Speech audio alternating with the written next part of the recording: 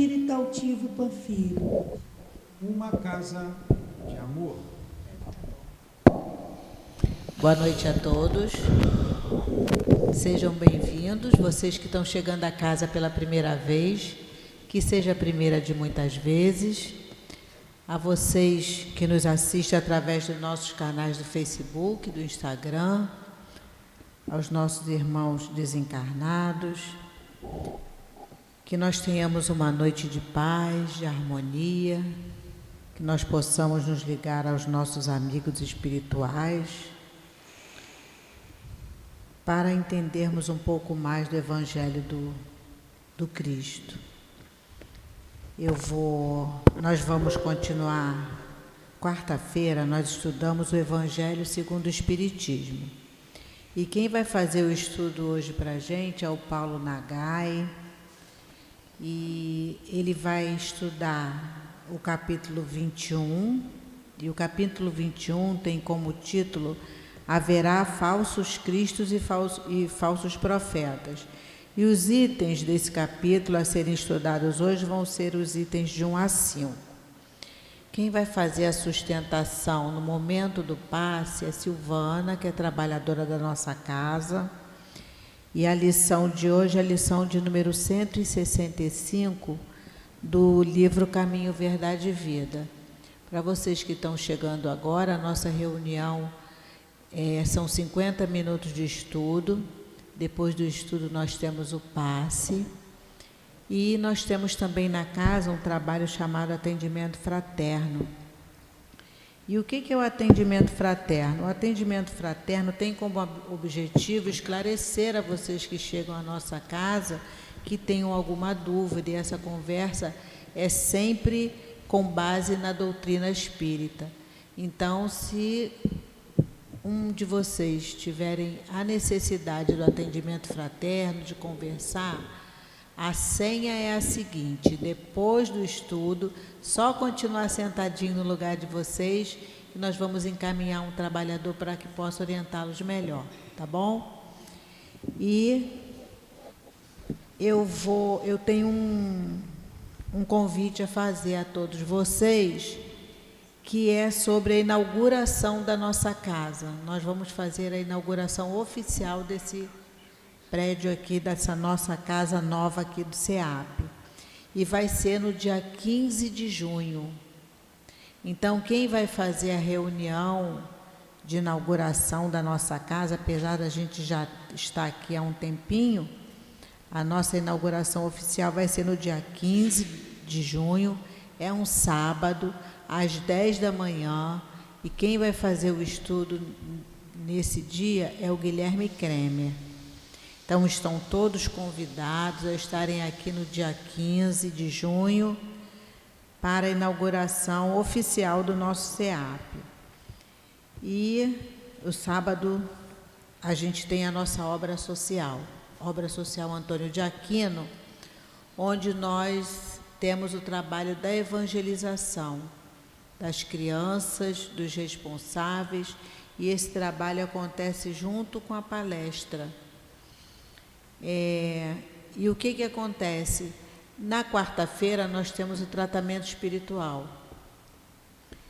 E o tratamento, depois que sai ali da sala, toma o passe, o trabalho continua na reunião pública, então é preciso assistir a uma reunião pública. Normalmente, quem vem para o tratamento na quarta-feira assiste a palestra no sábado. E aí vocês veem que a casa, quem vem no sábado vê a casa muito cheia, porque é o trabalho da obra social. Nós estamos atendendo agora cerca de 250 famílias, um pouquinho mais ou um pouquinho menos, mas são crianças de 0 a 18, mais os seus responsáveis. Então, eles chegam aqui na casa, eles tomam café às 8 da manhã, depois vão para as salas. Nós, evangelizadores, eles estudam sempre a doutrina espírita e depois eles almoçam. Então, por isso, a gente sempre pede ajuda para a confecção da nossa cesta básica, que nós damos mensalmente a cesta básica a essas famílias assistidas pelo SEAP. E essa cesta básica tem o quê? Aqueles itens normais de cesta básica: arroz, feijão, farinha, açúcar, óleo. Então, a gente sempre pede a ajuda desses itens. E às vezes as pessoas falam: nossa, mas eu só tenho 1 quilinho, fica com vergonha de trazer. Gente, toda ajuda é bem-vinda, porque se cada um traz 1 quilo, no final a gente já está com todas as cestas básicas prontas para que a gente possa doar essas famílias assistidas. Nós temos também a nossa livraria, que está funcionando. Ela funciona sempre depois da palestra. Então, e toda essa renda da livraria, ela ajuda a casa, a cantina também. Então, agora, o que a gente está pedindo? O que nós estamos pedindo aos trabalhadores da nossa casa e aos frequentadores?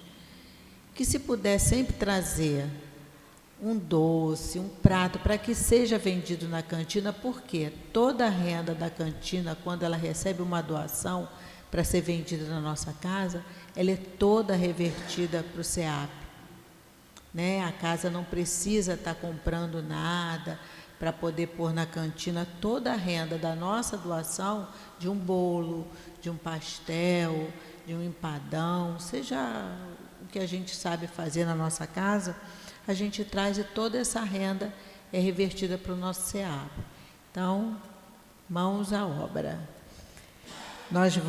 Vou pedir, a última coisa, pedir que, se possível, desliguem os celulares ou ponham em modo vibra, para que o celular não toque na hora do estudo.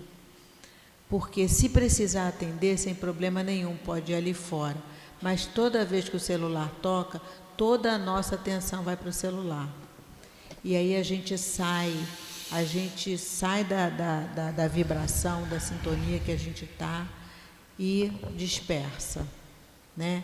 E se nós conseguimos chegar até aqui, depois de um dia tumultuado, um dia frio, muita gente podia estar lá na sua caminha, mas conseguiu chegar até aqui. Então, a gente aproveita esses minutos de estudo do Evangelho para que a gente possa tentar, né, melhorar um pouquinho mais a nossa caminhada aqui nesse nosso planeta, nessa nossa escola. E eu vou fazer agora a leitura da lição de número 165, do livro Caminho, Verdade e Vida, e essa lição vai ser a que a Silvana vai fazer o estudo no momento do passe. O título dessa lição é Bens Externos. E Emmanuel nos traz um versículo do Evangelho de Lucas, que diz assim: a vida de um homem não consiste na abundância das coisas que possui. Jesus, e esse versículo está lá no Evangelho de Lucas, capítulo 12, versículo 15. E Emmanuel nos fala sobre esse versículo. A vida de um homem não consiste na abundância das coisas que possui. A palavra do Mestre está cheia de oportunidade para quaisquer ciclo de atividade humana em todos os tempos. Um homem poderá reter vasta porção de dinheiro, porém, que fará dele? Poderá exercer extensa autoridade. Entretanto, como se comportará dentro dela? Poderá dispor de muitas propriedades. Todavia, de que modo utiliza os patrimônios provisórios? Terá muitos projetos elevados. Quantos edificou? Poderá guardar inúmeros ideais de perfeição, mas estará atendendo aos nobres princípios de que é portador? Terá escrito milhares de páginas. Qual a substância de sua obra? contará muitos anos de existência no corpo. No entanto, que fez do tempo? Poderá contar com numerosos amigos. Como se conduz perante as afeições que o cercam? Nossa vida não consiste da riqueza numérica de coisas e graças, aquisições nominais e títulos exteriores. Nossa paz e felicidade depende do uso que fizermos, onde nos encontramos hoje, aqui e agora, das oportunidades e dons, situações e favores recebidos do Altíssimo. Não procures amontoar levianamente o que detens por empréstimo. Mobiliza com critério os recursos depositados em tuas mãos. O Senhor não te identificará pelos tesouros que ajuntaste, pelas bênçãos que retiveste, pelos anos que viveste no corpo físico. Reconhecer-te-á pelo emprego dos teus dons, pelo valor de tuas realizações e pelas obras que deixaste em torno dos próprios pés.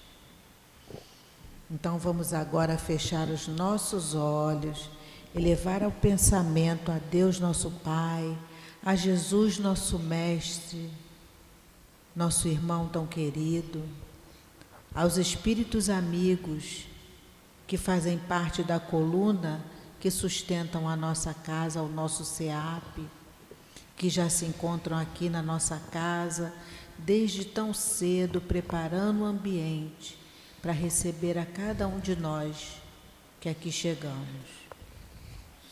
Que a direção espiritual da nossa casa, o nosso querido altivo, Dr. Herman, Antônio de Aquino, possa intuir o nosso irmão Paulo Nagai, para que as suas palavras possam penetrar em nossa mente e que os ensinos do Evangelho do Cristo possam ser semente em nossos corações. Que seja assim, Senhor, em nome de Jesus, em nome da espiritualidade amiga, mas acima de tudo sempre em nome de Deus nosso Pai, que nós possamos dar início ao nosso estudo da noite de hoje. Graças a Deus.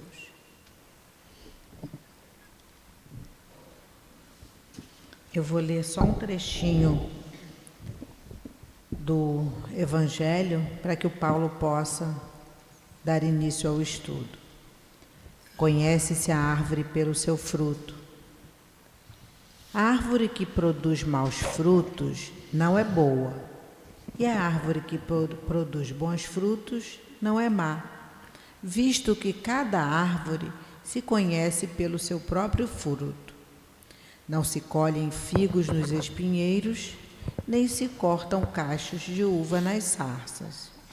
O homem de bem tira boas coisas do bom tesouro do seu coração, porque a boca fala do que está cheio o coração.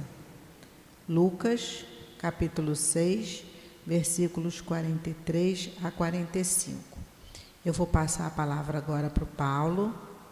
O estudo vai até 10 para as 8. Bom estudo. Obrigado. Bom, boa noite a todos. Que Jesus possa nos abençoar mais essa noite de estudos. Hoje nós estamos no capítulo 21 do Evangelho segundo o Espiritismo. Haverá falsos cristos e falsos profetas. E nós vamos estudar do item 5 ao item 1, que vai pegar os subitens: conhece-se a árvore pelo fruto, missão dos profetas e prodígio dos falsos profetas. Bom, essas recomendações na época de Jesus foram exatamente para evitar que aparecessem pessoas, aí encarnadas ou desencarnadas, que tomassem o papel de condutores da humanidade no que diz respeito ao pensamento religioso e que realmente não tivessem essas características e conduzissem as pessoas para caminhos errados, falando assim de uma maneira geral. E isso ocorreu em todas as épocas da humanidade. Nós hoje, com a consciência da reencarnação, a gente vai se visualizar, nós todos, em cada época que a humanidade passou, e a gente com certeza esteve nesses momentos e participando vamos dizer assim, do fato de se corromper a lei de Deus. E a lei de Deus, a gente aprende que tem alguns marcos divisórios, principalmente pela visão espírita. Moisés, com uma época em que foi necessário uma rigidez, muito mais de legislação humana do que trazer a lei divina, lembrando que Moisés recebeu aqueles 10 mandamentos, hoje a gente entende de forma mediúnica, e que a realidade daqueles 10 mandamentos, ela está comprovada porque elas valem até hoje. Todos os outros procedimentos, todas as outras indicações de Moisés para aquela época, muitas, tirando os 10 mandamentos, foram para legislar o humano, o mundo material, para disciplinar a nós que estávamos lá naquele momento, que precisávamos de alguma coisa para nos dirigir de uma maneira mais rígida no caminho da mudança moral. Depois veio o próprio Cristo passar a grande ideia do Deus Pai, trazendo uma lei de amor e trazendo uma visão mais clara da lei de Deus. E para nós espíritas, a terceira revelação seria o Espiritismo, que é o Consolador prometido por Jesus, com as características. Mas por que a doutrina espírita considera a terceira revelação? Primeiro, pela própria fala dos espíritos que foram intermediários dessa revelação. E aí quem não é espírita não vai acreditar nisso.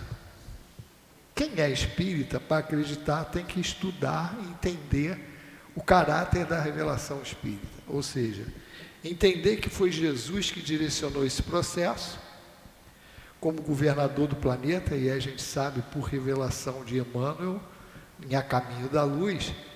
Então amplia-se a visão não só da história da Terra, do progresso da Terra, e também do universo, porque os outros planetas, as outras galáxias, seguem o mesmo procedimento, e a ligação entre elas vem da revelação de Emmanuel, também trazendo os exilados de Capela, que também foi estudado num livro de Edgar Armand com esse nome, dando uma visão de harmonia na lei de Deus. Quer dizer, os mundos também progridem e eles estão ligados, como os espíritos todos são filhos de Deus, ligados pela convivência, que os capelinos, que não passaram de ano, vamos dizer assim, na fase de mudança do planeta deles, de provas e expiações para o planeta em geração, vieram degradados para a Terra, para, ao mesmo tempo que aprendessem a parte moral, também dessem do seu conhecimento, da sua parte evolutiva, intelectual e moral também, porque em relação aos espíritos da Terra, no planeta primitivo, a moral deles tinha uma distância muito grande. Daí, olharmos nas religiões antigas, nos povos antigos, coisas que aparentemente estão deslocadas dentro da fase de evolução do planeta naquela época. Até hoje se descobrem coisas, inclusive instrumentos e muitas coisas através da arqueologia, que são datadas daquela época muito antiga e que muitas coisas não tinham a ver com a tecnologia que se tinha naquela época. Nós vemos aí nos canais fechados o pessoal que seguiu bem o pensamento do autor Érico Van Daniken, do Eram os Deuses Astronautas, e eles, hoje o nome do programa é Alienígenas do Passado, onde eles pegam esses fatos, só que a interpretação deles é que todos essas diferenças que a gente observa, que são fatos, estão lá, ninguém muda, mas a interpretação que eles dão é que isso eram visitas de alienígenas encarnados, vindo em discos voadores. Tudo bem. Existe. Apesar de ter espírita distraído, que quando a gente pergunta se acredita em ET, ele diz que não. Mas, acredita. Porque a gente, se perguntar assim, você acredita na pluralidade dos mundos habitados? Aí o cara fala, acredito. Então tu acredita em ET, quer dizer a mesma coisa. O cara não liga o nome à pessoa. Isso também muito por conta das narrativas muito desviadas de aparições, de visitas, de abduções. E para isso, tem-se grupos, lá no Leon Denis tem, que estuda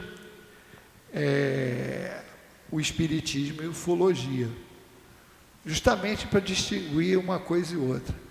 Mas o importante aí é entender essa ligação, essa harmonia existente no processo de evolução, onde sempre quem está mais adiantado ajuda quem está menos.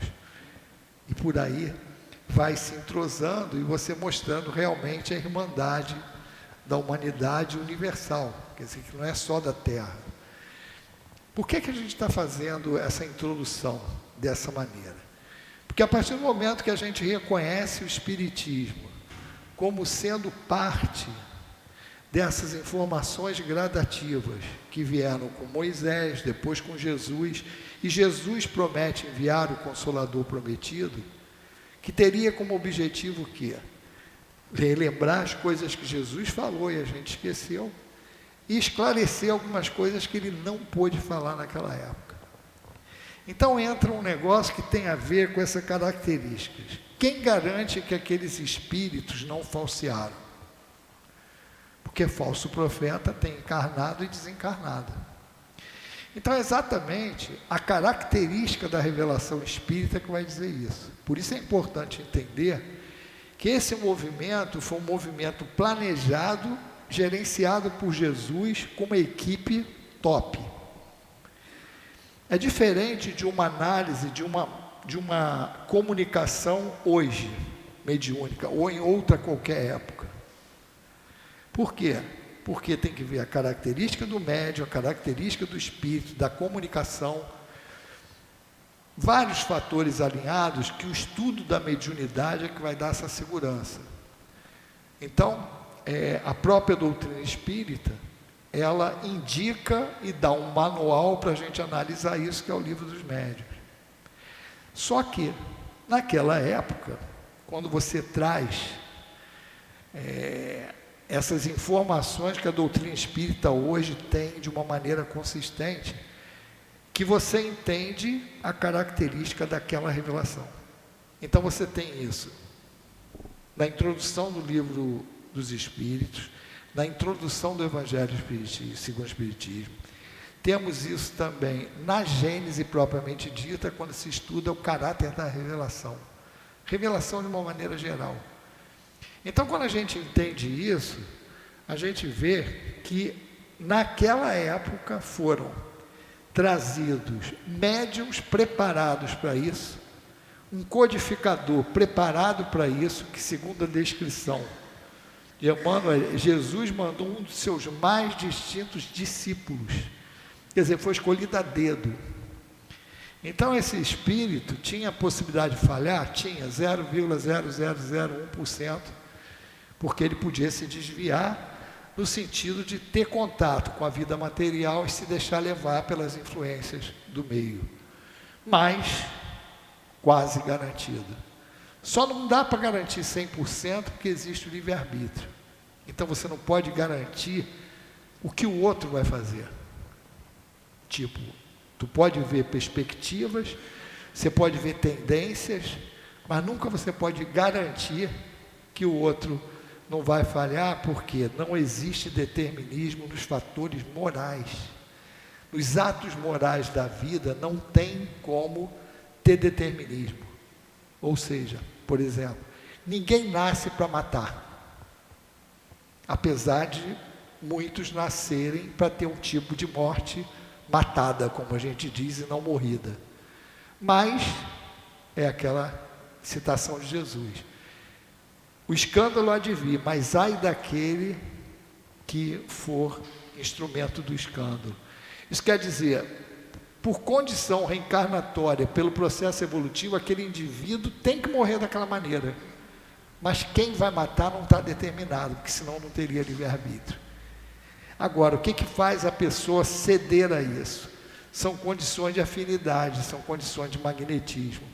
A pessoa tem aquela característica e cede. Então, num planeta de provas e expiações, há cenários que propiciam isso. É como a gente vê aí. Violência, de tudo quanto é maneira. Por quê? Porque tem muitos espíritos encarnados na Terra nesse momento que ainda não estão com as conquistas necessárias para andar dentro da lei de Deus, para seguir a lei de Deus. Apesar dos espíritos falarem para a gente que o homem só é infeliz quando se afasta da lei. Isso é muito difícil de entender também, exatamente por causa desses falsos profetas. Porque se você falar assim, tá legal, eu faço tudo direitinho, mas dá tudo errado para mim, como é que vai explicar isso? Aí a gente diz, só a reencarnação explica. Porque se você levar em consideração que a lei é justa, Deus é justo, é uma lei de amor, mas ela é uma lei de justiça também. Então, se eu estou sofrendo algum problema e faço tudo direitinho nessa, é porque eu fiz alguma lambança no passado. Senão a lei não seria justa. Como a gente tem que partir desse princípio? Deus é justo, misericordioso. A lei é de amor, justiça e caridade. Então não pode ter injustiça na lei. Agora, se a causa não está na vida atual, está numa vida anterior. Então, se você falseia isso, esses ensinamentos, você dificulta para que as outras pessoas entendam como funciona o mecanismo. Aí você vai procurar um caminho mais fácil, que é um caminho que você basta aceitar verbalmente Jesus ou Deus, ou o que for, e você está salvo, independente das coisas que acontecerem. Ou então a justificativa do nosso sofrimento baseado naquilo. Não, dos sofredores vai ser o reino dos céus. Só que são deturpações da lei, que a gente poderia dizer no popular, que é o seguinte, é cada um puxando a brasa para a sua sardinha. Então, esse entendimento, quando você chega dentro da doutrina espírita e entende como funciona a lei e que está ligada a pontos básicos, imortalidade da alma, que todas as religiões cristãs acreditam. Agora, manutenção da individualidade quando a gente morre, porque não adianta a gente sobreviver e virar uma fumacinha. Quer dizer, nós temos a nossa família, os entes queridos, amigos, mas todo mundo morre e você não vai lembrar de ninguém, não vai ver ninguém. Então a manutenção da individualidade, ela é essencial como caminho de consolo para a perda de entes queridos. Quer dizer, se eu perder minha filha, eu vou encontrar ela um dia como ela é. Então, isso é aquele negócio, o amor, se o amor for verdadeiro, né? Se o sentimento for verdadeiro, porque se não for, se ele for baseado em coisas materiais, ele acaba com matéria. Então, a imortalidade, manutenção da individualidade, e um passo que hoje a doutrina espírita, em termos de doutrina cristã, é a única que dá, que é a reencarnação. Porque é a reencarnação que vai dar uma base sólida à justiça da lei. Porque se eu sofro nessa encarnação e já estou direitinho, mas eu tenho que olhar a minha vida pregressa. Jesus também colocou lá, tudo que a gente plantar vai colher. Então, A lei ainda é misericordiosa porque espera eu estar preparado para colher aquele fruto que eu plantei lá atrás. Então, em geral, quando eu vou colher o fruto, eu já não sou mais aquele homem que semeou lá atrás. Eu já me preparei, já aprendi, estou dentro da lei, e aí vou resgatar aquilo ali. Porque senão também seria covardia da lei me cobrar um troço que eu não posso dar. Então você imagina, uma pessoa de má vida hoje que mata 10 pessoas com requinte de crueldade. Se esse cara fosse pagar, como a gente costuma falar, na encarnação seguinte, eu te perguntaria, com que corpo que essa pessoa viria?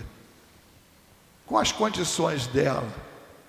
Isso seria castigo, não educação.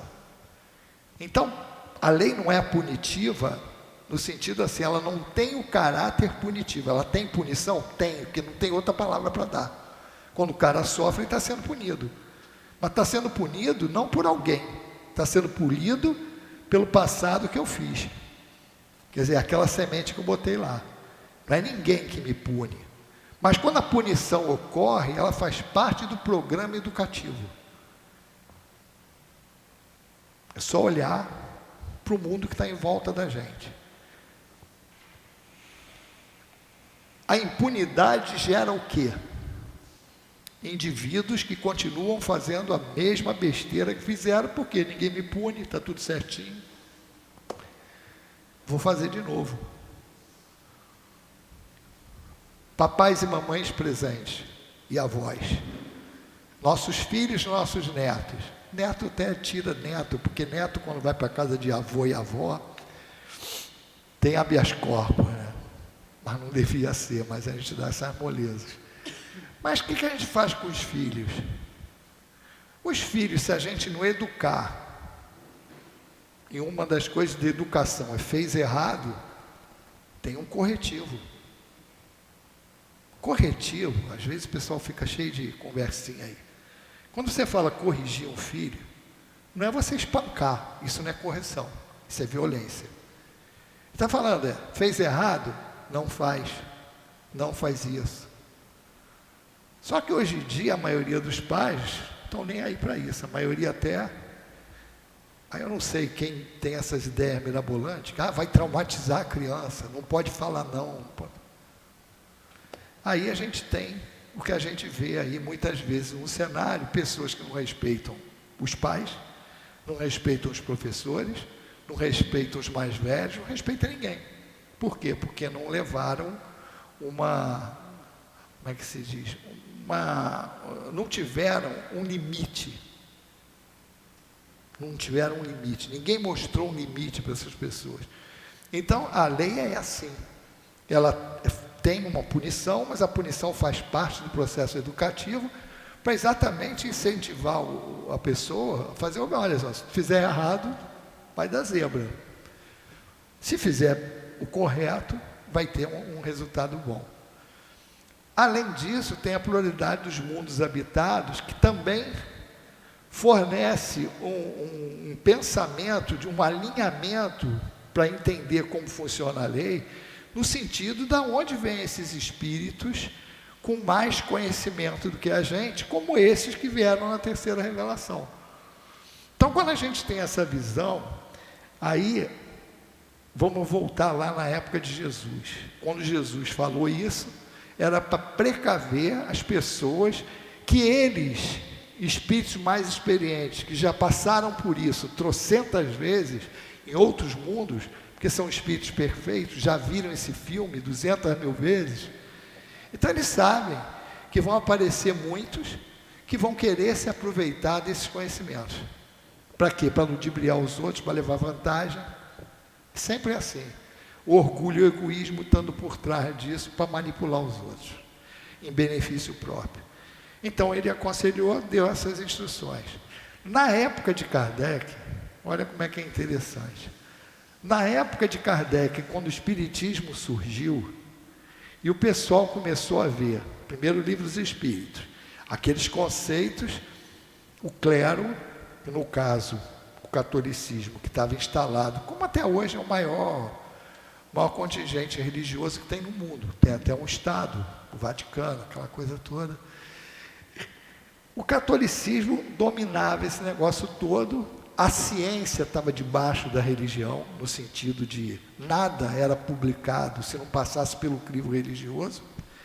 Tem até um filme antigo, o pessoal mais novo não vai lembrar, O Nome da Rosa, que falava exatamente na grande biblioteca que se tinha, mas que aquilo ali não era acesso para todo mundo. O movimento dos protestantes, ele surgiu exatamente porque naquela época eles não podiam ler, ninguém podia ler a Bíblia, só os iniciados. Então o início do movimento protestante foi exatamente para isso, para ter acesso a essas coisas. Então na época que o Espiritismo chegou e começou o Livro dos Espíritos, com alguns conceitos até passou, mas quando Kardec publica o Evangelho segundo o Espiritismo, os Espíritos avisaram, isso aí vai dar zebra, porque o pessoal não vai gostar, porque era a interpretação do Evangelho, e bem na parte moral, que não tinha dúvida, com explicações baseadas na visão da reencarnação. Aí, meu amigo, o troço pegou fogo. Qual foi a defesa, uma das defesas do catolicismo? Porque via que o Espiritismo era uma árvore que dava bons frutos. E aí usaram exatamente esse ponto que a gente está falando aqui dos falsos profetas, dos prodígios dos falsos profetas, falando assim, não, o demônio engana para seduzir os outros. Só que é o seguinte, é certo isso? Tanto é certo que está no Evangelho. Só que você tem que ter uma visão analítica muito boa. Porque se você hoje, a pessoa que está com má intenção, ela vai fazer um bem aqui, relativo, mas ali na frente ela vai te pegar na curva.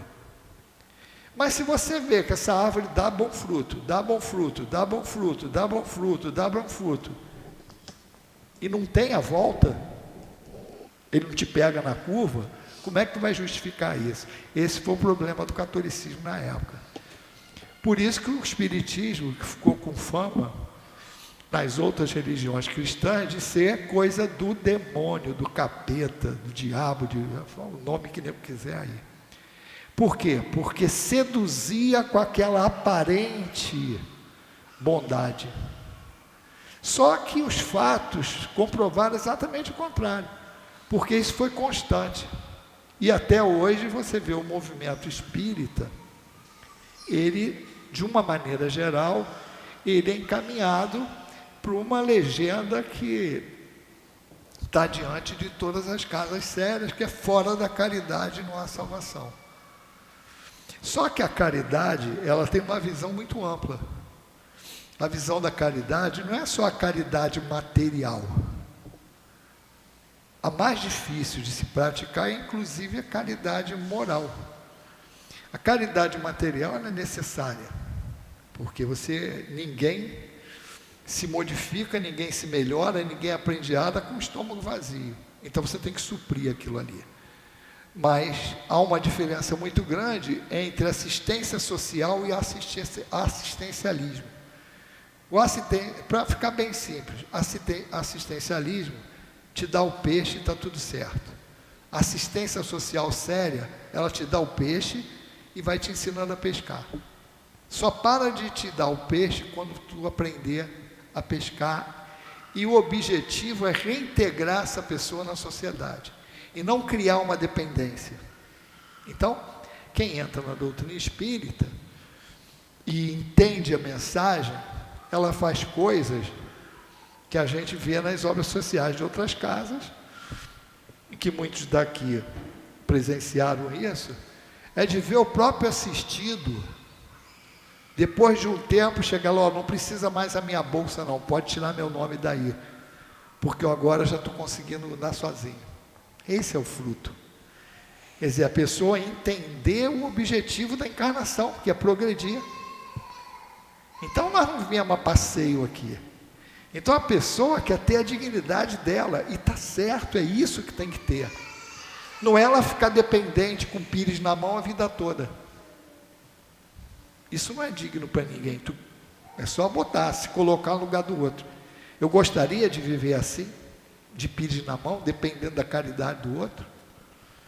Então tem várias coisas que, se a gente aprender direitinho, a gente vai se libertar de muita coisa errada, como os falsos profetas.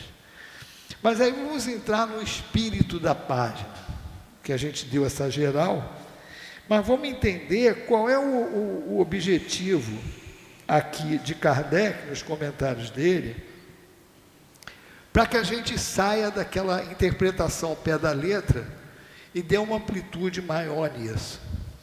Primeiro, aquela visão do profeta, na visão que passou-se a ter de profeta, era quem fazia a profecia. Mas essa não é a explicação mais geral.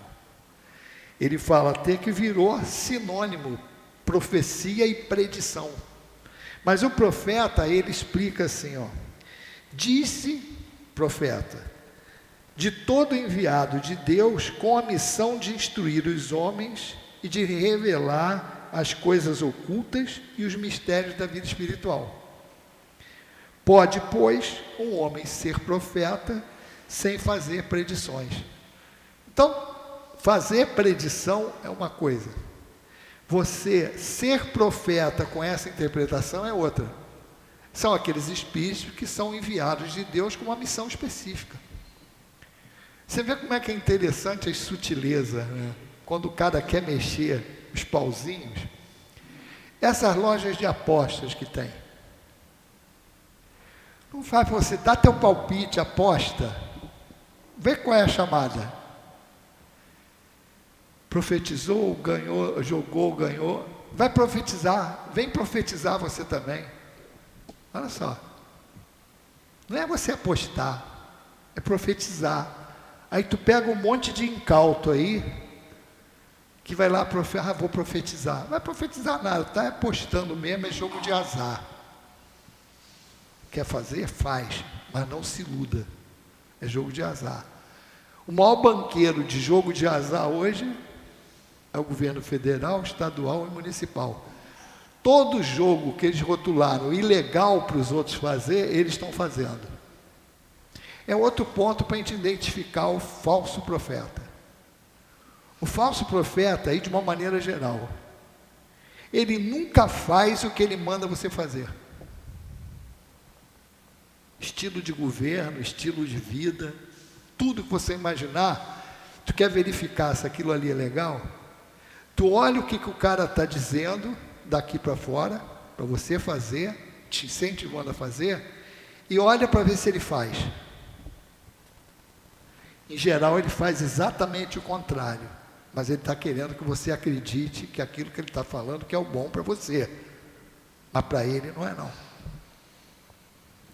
Passou outro dia uma reportagem, eu não lembro que TV, porque eu recebi isso num grupinho, de um cara que, grafiteiro, ou um nome mais técnico que tem isso.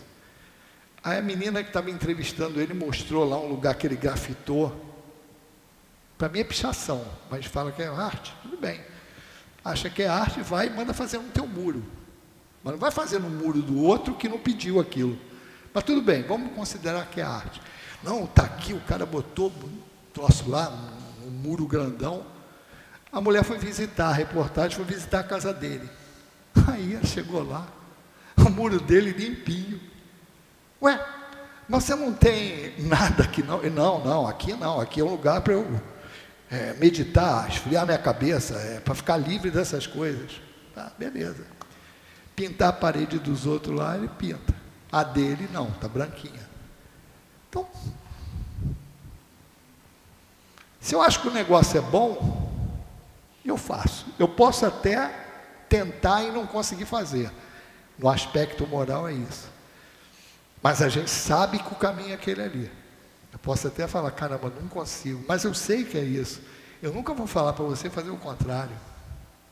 Então, é um negócio interessante também, que a gente tem que dar uma regulada no que acontece aqui. Vários profetas que foram assim, naquele conceito, enviados de Deus, que vieram com uma missão de instruir os homens, Muitos deles tinham a presciência, fizeram predições. Os profetas do Antigo Testamento. Só que é o seguinte, com a visão espírita, o que é uma profecia dessa? O cara conhece o planejamento. Então, cada um de nós, quando encarna, tem um planejamento. Planejamento reencarnatório. No caso de Jesus, os profetas anunciaram a vinda de Jesus lá no Antigo Testamento. Mas não disseram dia, mês e ano. Disseram que ele vinha mais ou menos num tempo. Deram as características que iriam acontecer que anunciavam o profeta. Jesus veio. Mas, deixa eu ver. Isso aqui não é o programa. Mas a gente tem um programa mensal aqui. Em geral, os centros, eles têm um planejamento. Tem centro que já pega a marcação para a gente, marca o ano todo já. Então, por exemplo, um centro que faz isso, o cara vai falar assim, em dezembro, Paulo Nagai vai estar aqui no dia tal. Não está fazendo predição, ele não está fazendo profecia nem adivinhação. Ele marcou comigo, então eu sei que está lá. Se você planeja uma viagem para daqui a um ano, você compra a passagem, faz o roteiro, fala assim, programou, planejou. E alguém fala assim, olha, você vai viajar daqui a um ano. O cara viu o teu planejamento e está falando, planejei, está aqui. Então a profecia, muitos desses casos, são fruto do conhecimento prévio de que aquele programa vai acontecer. Quer ver um detalhezinho, uma sutileza que mostra isso? Jesus chegou para o João, me batiza. Aí João, quem sou eu para te batizar?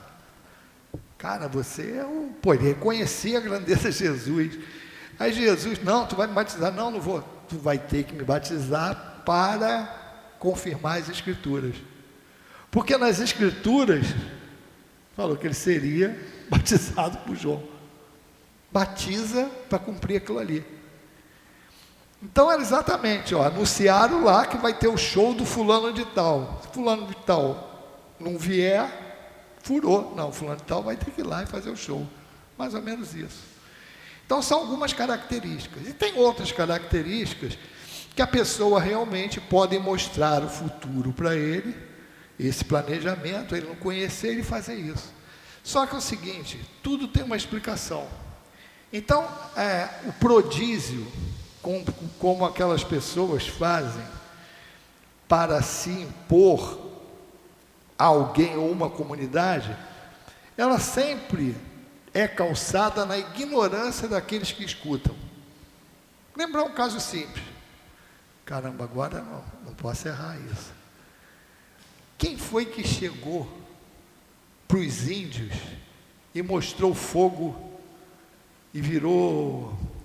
Cara, era araribóia? Não, sei lá. Agora eu mesmo peguei pelo pé. Mas, não, foi antes dos bandeirantes. Foi quando chegou alguém de aquele pessoal, a expedição de Portugal, encontrou os índios, e o cara que conseguiu lá mostrar a pólvora e fez fogo, o cara falou, pô, é ele que é o cara. E ficou. Mas por quê? Porque o outro não conhecia o que era aquilo. Então, toda coisa que você faz e o outro não conhece, só que isso não é algo fora da natureza. Mesmo a mediunidade. O pessoal, às vezes, costuma ajoelhar para médium, no sentido de, assim, meu Deus do céu. Antes, por causa da falta de conhecimento. Hoje, como a gente estuda a mediunidade, a gente sabe o mecanismo que ocorre ali, já tem um negócio simples. A mediunidade é orgânica. O que é isso? Por que fulano é médium? Ela é médium porque o corpo espiritual dela foi ajustado no plano espiritual para que ela tivesse capacidade mediúnica, seja ela qual for. Então, olha só. Então, o cara nasce porque ele concordou, ou escolheu, ou as duas coisas, no mínimo ele tem que ter concordado, para reencarnar como médium com uma missão, uma tarefa para fazer isso. Só que aquilo, a mediunidade, a gente costuma falar assim, ó, ela é neutra. Então vamos pensar aí, todos os médiuns que a gente já conviveu, desde os centros de Umbanda que a gente pode ter frequentado, desde aquele médium que não está em lugar nenhum, está na casa, sempre tem esse. E fulano recebe criança, recebe vovó, é aquela médium que vai lá, incorpora lá no meio da família, quando pega doce, esfrega na cara de todo mundo. Esse tipo de... é um médium. Então, todo médium que a gente imaginar, você pode ver assim, não tem nada a ver o fato dela ser médium com a condição moral dela. Aquilo é a condição, é igual assim, ó, a gente fala que o espírito é o motorista e o corpo é o carro.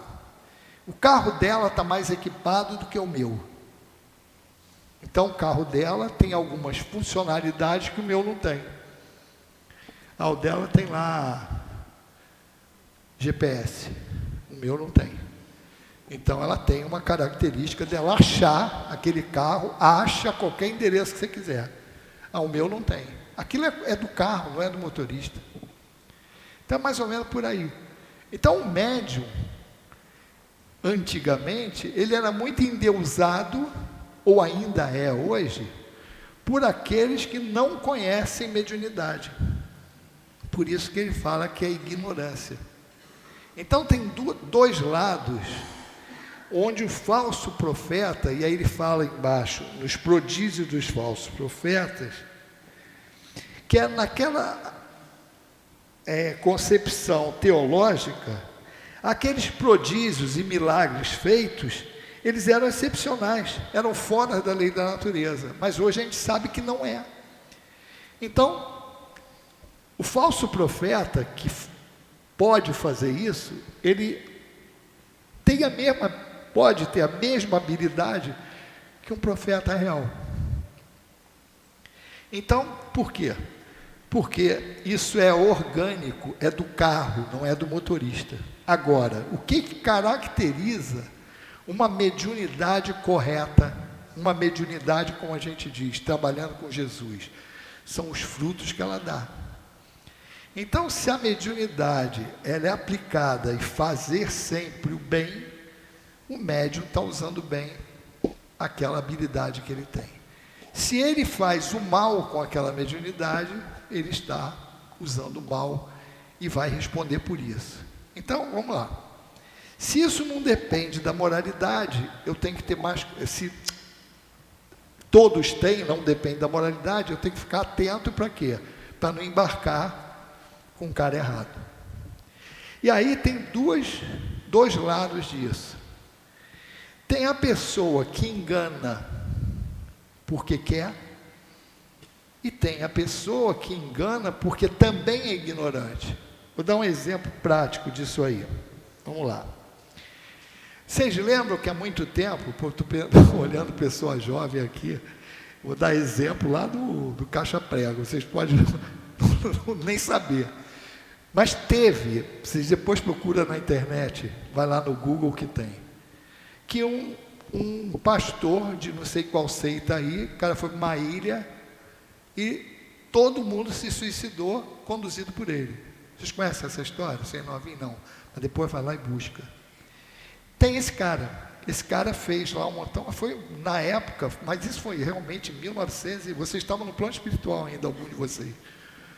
Mas procura, foi isso. O cara conduziu aquele povo para todo mundo se suicidar, tomando alguma coisa lá, porque ele fez todo mundo acreditar que assim eles iam atingir o paraíso. Aí vem uma pergunta. Esse cara fez, olha só, se o cara faz isso, todo mundo se mata e ele fica, pô, ele iludiu todo mundo, por algum motivo. Cara, mas ele foi também. Então, o raciocínio que a gente pode fazer é o seguinte: esse cara acreditava realmente nisso. Então, isso vai ter um peso para ele, diferente de se fosse alguma coisa que ele realmente sabia que aquilo ali não era verdade e induziu o outro a fazer. Então, assim, do lado de lá, quem fez aquilo por influência dele, se ferrou. Teve um problema, estava dentro da lei, por algum motivo cedeu, mas o suicídio é livre-arbítrio, tem cabimento porque é livre-arbítrio. O cara não nasceu para se suicidar, ele pode ter até tendência, mas não é determinismo. Mas o cara daqui vai ter a responsabilidade dele variada, porque o que vale é a intenção. Se ele fez por ignorância, ele vai pagar de acordo com a lei, mas vai levar em consideração a ignorância dele. Seria muito pior se ele tivesse feito sabendo que ele está fazendo errado. Olha só. Então tem coisas que não tem como a pessoa não saber que está errado. Tipo, eu falo assim, eu vou enfiar um espeto no teu braço. Eu não posso alegar inocência nisso, porque eu sei que dói, porque se eu botar no meu, vai doer. Então não posso alegar que eu não sabia que doía em você. Então tem algumas coisas que você analisa e você fala, não, o cara conduziu ali de uma maneira errada. Mas a gente não está aqui para julgar. Mas a gente está aqui para analisar e discernir o bem e o mal. Às vezes as pessoas confundem isso. Não julgueis. O que é não julgar? Julgar quer dizer você dar um veredito. Culpar ele, condenar ou absolver. Mas os espíritos mesmo falam isso. Mas olha só, se eu quiser que vocês não analisem as minhas atitudes, eu vou enfiar na cabeça de vocês que é não julgueis. Não, vocês não podem julgar. Realmente, julgar e dar o veredito, não, você é culpado, me execrar, não. Mas discernir o bem do mal é obrigação. Os espíritos falam isso para a gente. Quando explica a lição do não julgueis para você julgar, assim, ó, analisar é dever. Porque se você não analisar, como é que você vai discernir o bem do mal? Então, analisar é uma coisa. Então, quando a gente olha alguma coisa errada, aí vai de cada um, mas se você estiver esperto, assim, pô, aquilo ali está errado. Se você apoiar, está sendo conivente. Se você se abster daquilo, não vou participar. Só que na maioria das vezes, quando a gente faz essas escolhas, a gente em geral adere o falso profeta porque a gente quer facilidade. Então a gente escolhe. A vida é feita de escolhas. O livre-arbítrio significa isso. Nós, quando encarnamos para trilhar o nosso caminho de progresso, em geral a gente vai cair entre duas opções. Na nossa vida é vida de escolhas. O que eu vou fazer? Isso, aquilo, outro. Em geral, uma das opções segue a lei de Deus e a outra vai me dar um benefício material. E está fora da lei. Infelizmente, a gente está há muito tempo escolhendo ficar fora da lei. Por isso que os espíritos falam para nós que nós somos espíritos rebeldes. Se os prodígios que esses espíritos, encarnados ou desencarnados, podem fazer, tanto quem tem moralidade como quem não tem, porque outra coisa que a gente confunde, conhecimento não quer dizer moralidade. Ele antecede a moralidade, mas o cara pode ter conhecimento e não ter moralidade. Quem tem moralidade, com certeza tem conhecimento. Conhecimento que eu estou falando é da lei de Deus, que são leis materiais e morais. Mas até é natural, a gente primeiro adquire a inteligência. Por quê? Porque a nossa própria vida, nós somos empurrados para isso. A sociedade empurra a gente para a lei do progresso. É até aquela cenourinha que fica na frente para a gente correr atrás. Por quê? Porque a lei do progresso é lícita. Você lutar para ter um bem-estar, para você dar o de melhor para os teus, para a tua família, para os teus amigos.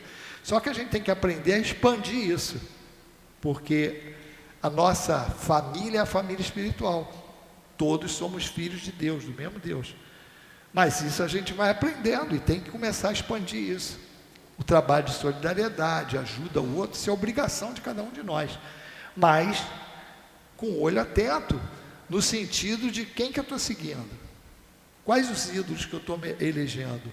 Quais são as características das pessoas que eu considero e sigo? O que eles estão dando para mim de bom?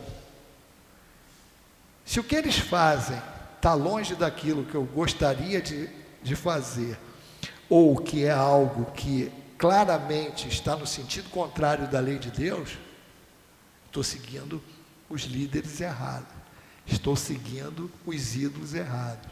Então nós temos que analisar isso para não ser enganado.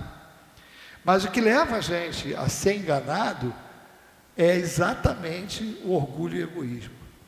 Ou alguém fez cafuné no nosso ego e trouxe a gente para aquilo, ou então ofereceu uma vantagem, que é o que eu quero. Bem material, posição, poder. E aí eu embarco. Então o esclarecimento é exatamente isso. A doutrina espírita está aí para isso.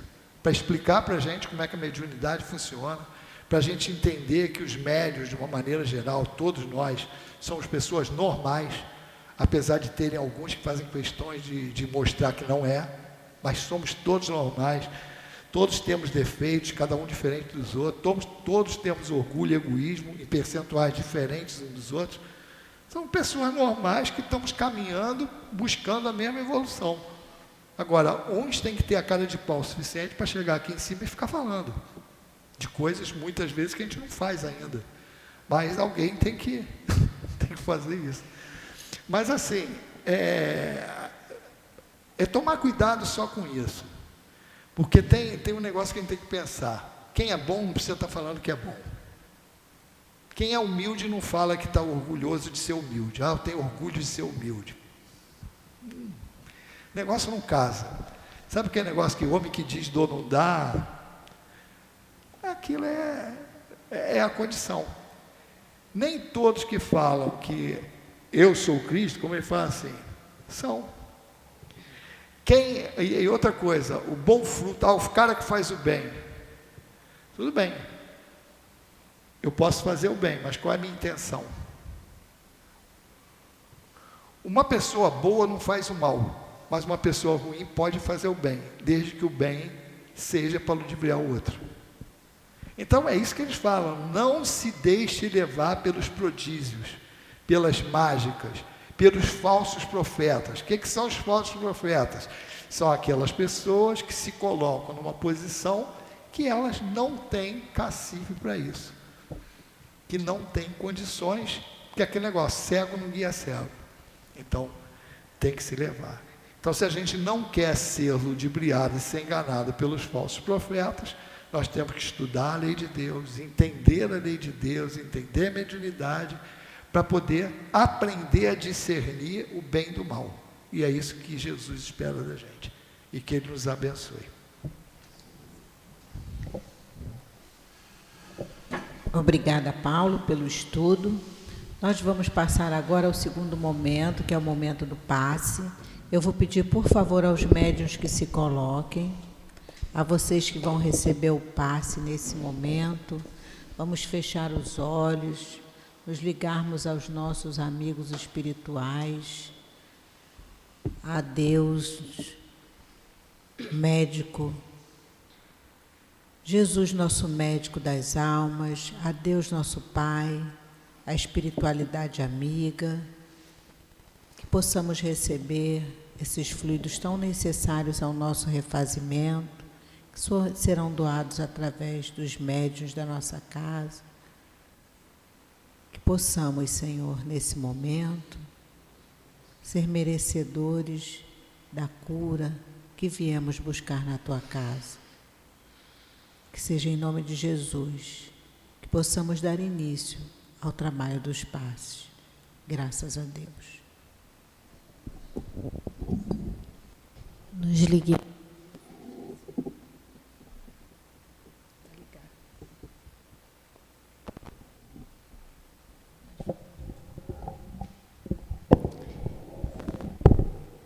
Bens externos. Bem, a gente vai começar a refletir e esse título, né, aqui na evangelização infantil a gente trabalha muito quando a gente fala para as crianças que o que a gente tem que escolher o que quer levar na mochilinha da gente, né, quando desencarnar, porque é isso que vai contar para a gente.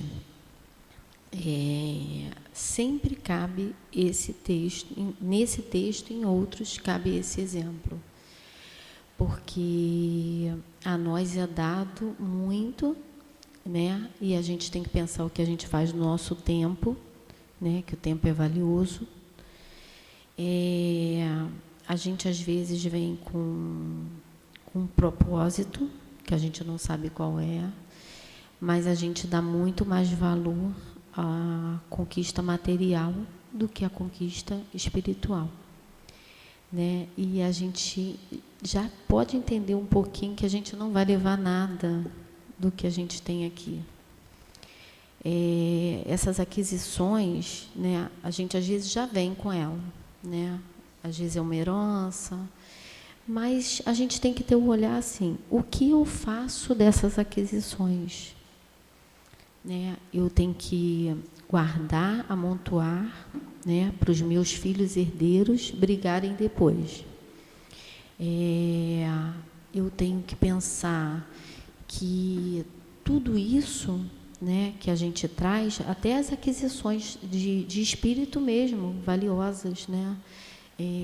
As intelectuais, por exemplo, né, que a gente fica de encarnação em encarnação se aprimorando para poder adquirir o lado intelectual.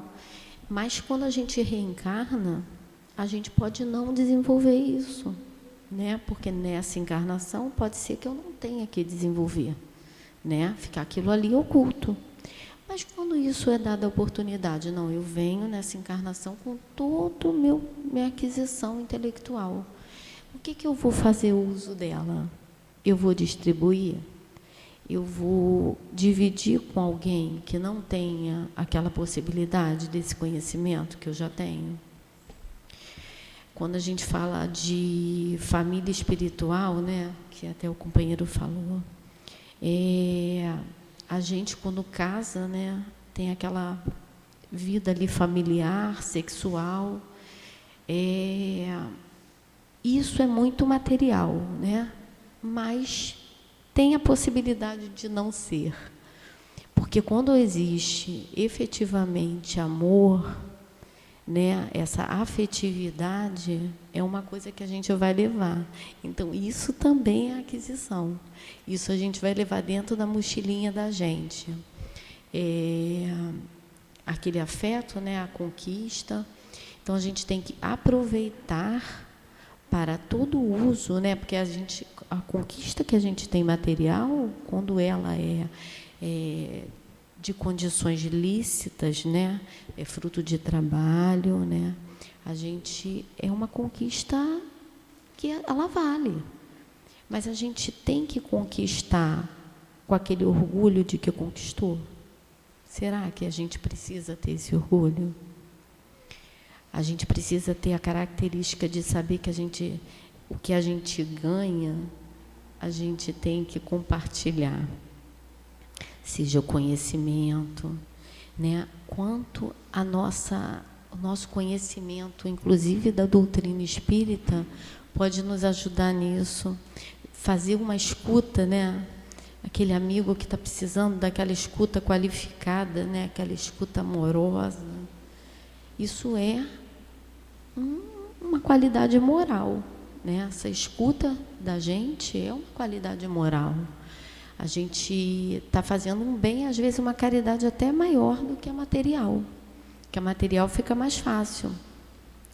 Sempre quando fala de caridade ou alguma coisa assim que a gente faz de bem, a gente pensa que tem que fazer sem ostentar, né? Porque isso ainda faz muito a nossa visão, né, de vaidade, do orgulho de estar dando.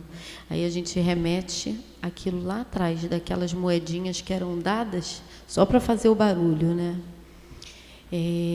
A gente tem que observar se a gente ainda está servindo mais a Mamon do que as coisas de Deus, que é só o que a gente vai levar, é só as coisas que a gente faz para Deus. Que a espiritualidade amiga possa nos socorrer em todos os momentos.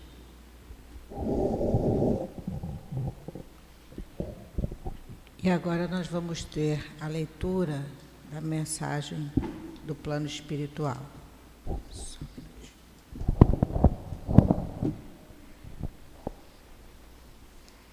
Paz, muita paz. Vem em nome de Deus e do amor me comunicar com vocês, falar de mim, citar exemplos, a fim de orientar vocês, encorajar vocês. Sei que é difícil deixar nosso lar, nossos afazeres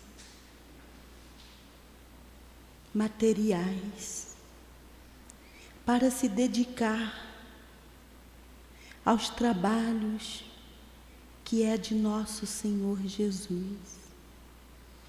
Ah, como eu sei das dificuldades que nos cercam. Então, vou falar de mim. Fui assim. Não era muito cristão. Tinha minhas dúvidas. Dúvidas essas que me fizeram descrente.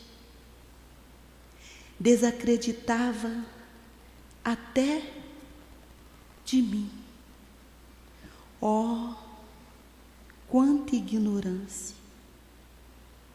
Prodigalizei, esbanjei parte do meu tempo.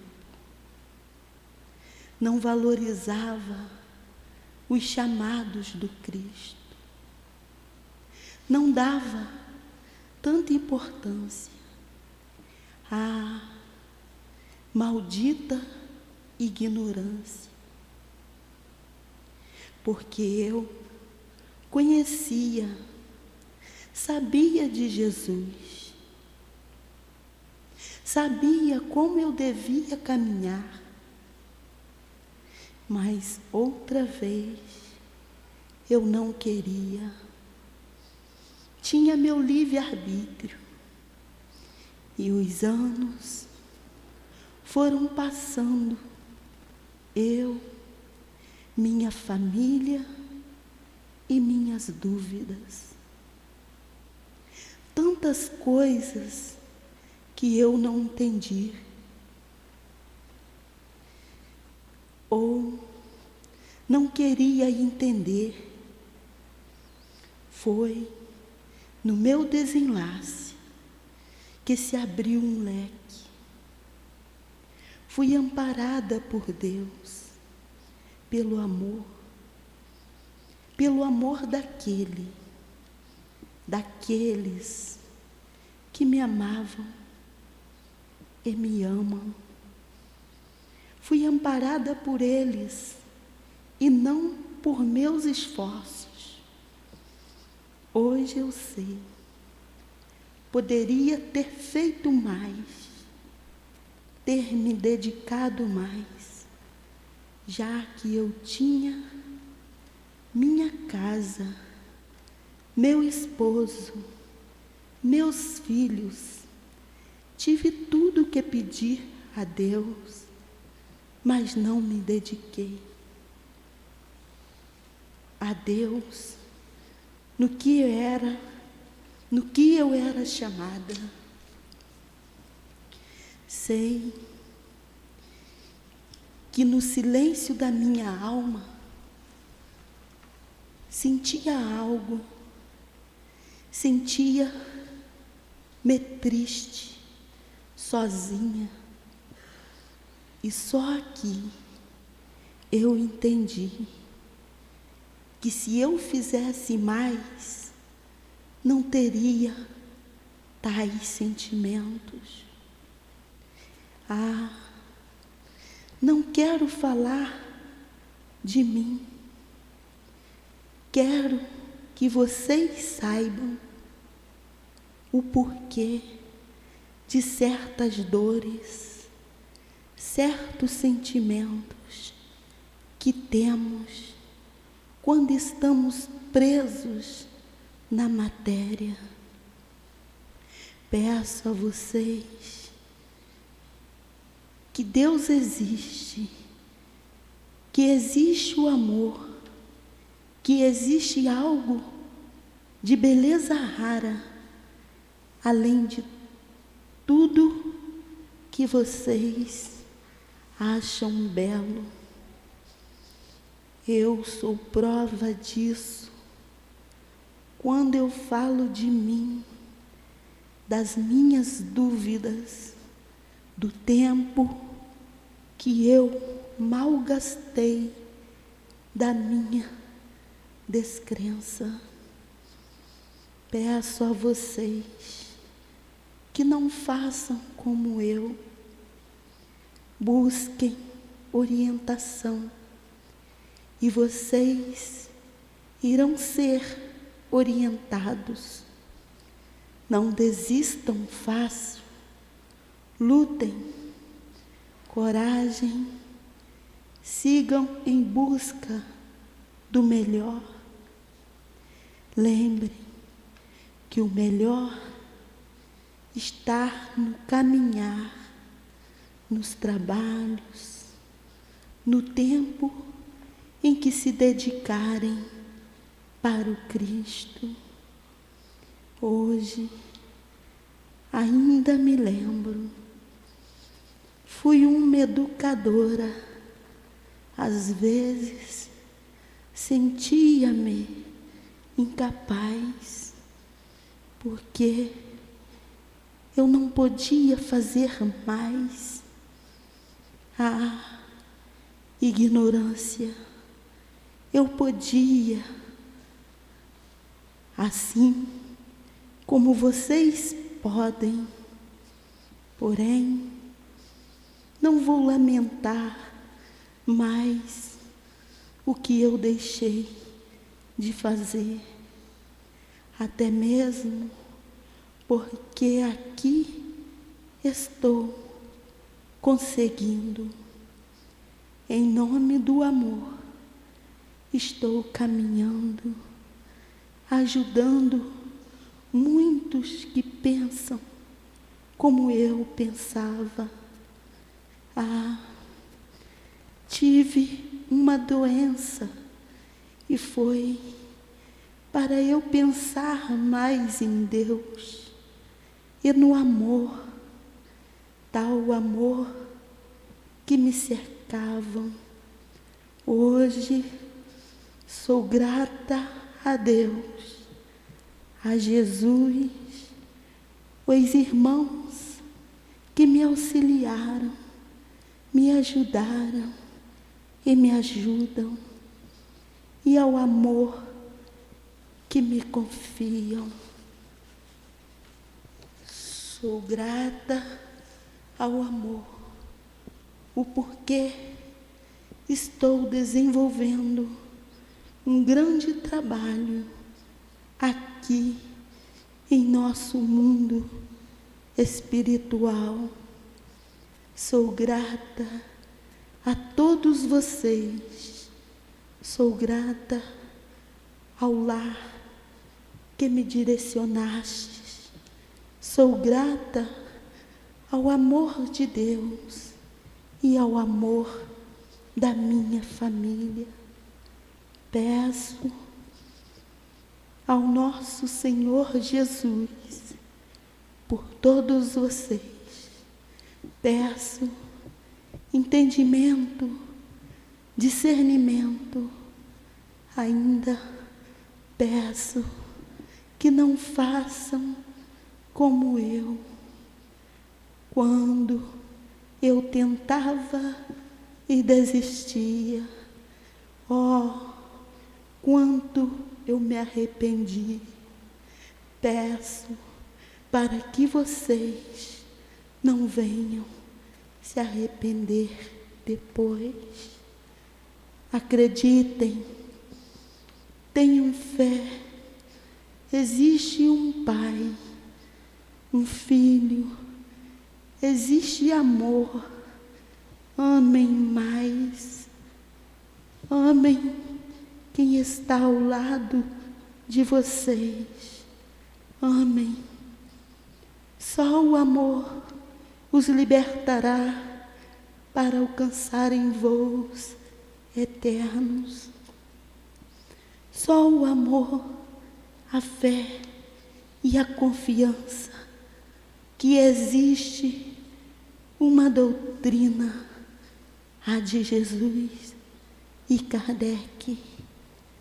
Perdoe-me por falar de mim e algumas das minhas falhas, mas é para que vocês analisem com carinho e vejam onde estão falhando todos vocês.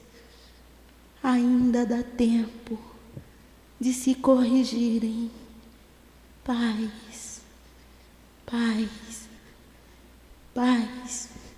Uma irmã trabalhadora da casa para o Cristo. Paz.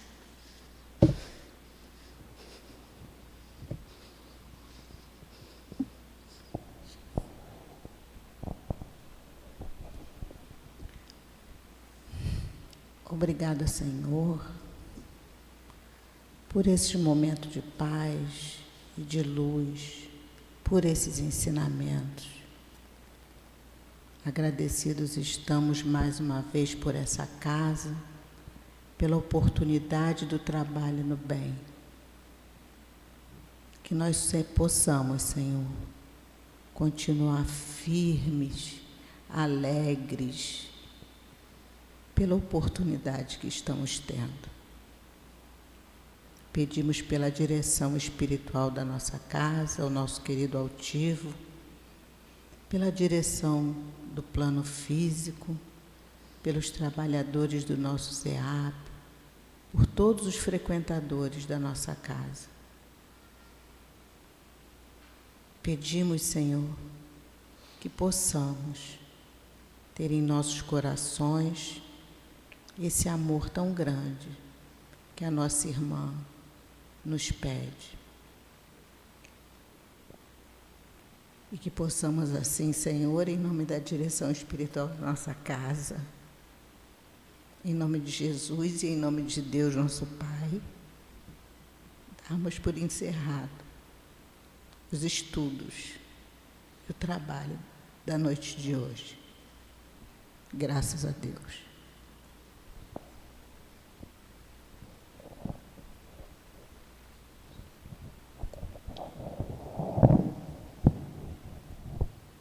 SEAP, Centro Espírita Altivo Panfiro. Uma casa de amor.